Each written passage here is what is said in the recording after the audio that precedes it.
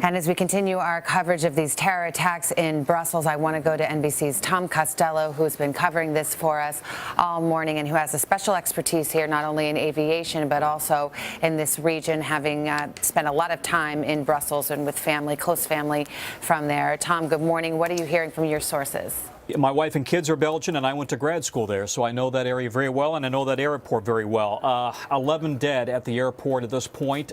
We reported about 45 minutes ago or so that they had found an undetonated explosive belt, they believe, that was allegedly belonging to some suicide bomber, but didn't go off. And the question was, did he or she get away? They've now detonated that device, and they are looking for whether there might be one or more suspects on the loose who were directly involved in the attack, not to mention the support network. 20 now believed to have died at that attack at the subway station at Malbeek. There may be some confusion here, and I'll reiterate this because there's been some confusion even within NBC News as we all try to get a handle on all of the different locations. Molenbeek is a neighborhood that we've talked about extensively here, and that is the neighborhood where we have seen the ISIS folks who have that ideology, or the strongholds in Molenbeek, a neighborhood of Brussels.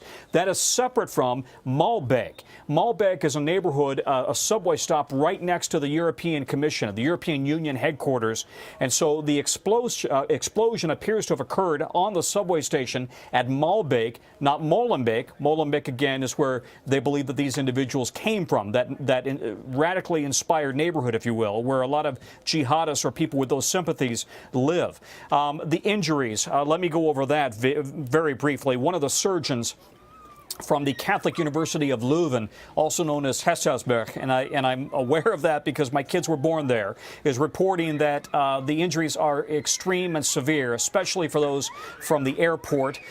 They have significant nail injuries, shrapnel injuries, and he says it looks like the bombs were loaded with nails. He and a surgeon at Jette, another hospital in another suburb of Belgium, of Brussels, reporting the possibility of amputations. Tom, I just want to jump in because I just been given a piece of information that 3 Americans were among the injured in Brussels, that their injuries are said to be critical but not life-threatening, and they were described as Mormon missionaries, people on a mission there. So we just got that information in, and I know you were giving us some information about the injuries and what you're hearing from the hospitals there.